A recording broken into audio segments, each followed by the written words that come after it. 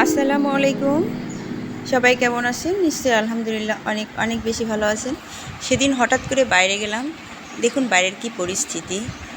Jam আর jam, 10 মিনিটের পর 2 ঘন্টা ধরে গেলাম।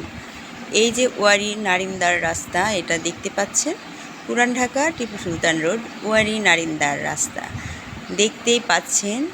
তখন সন্ধ্যা 7টা বাজে আর আমি পৌঁছাইছি রাত 9টা বাজে। তো এই অবস্থা দেখুন, পুরা রাস্তা একদম ব্লক হয়ে আছে।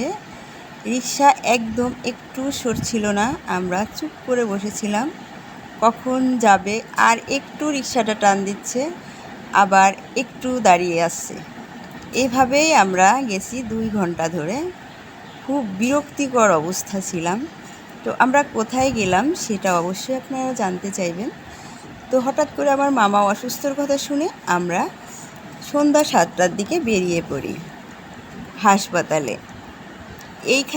এইখান থেকে আমাদের হাসপাতাল, ন্যাশনাল হাসপাতাল, 10-15 মিনিটের পথ। সেখানে আমরা 2 ঘন্টায় পৌঁছাই। এইটা কি বিরক্তিকর অবস্থা ঢাকা শহরে। এই ছোট্ট ভিডিওটি আপনাদের মাঝে শেয়ার করে দিলাম। সবাই আসলে আমরা এটা থেকে পরিত্রাণ পেতে চাই, সুস্থ সুন্দর জীবনযাপন করতে চাই। সবাই আমার ভিডিওটি দেখে অবশ্যই লাইক, কমেন্ট, শেয়ার করবেন আর সাবস্ক্রাইব করে আমার পাশে থাকবেন। আল্লাহ হাফেজ।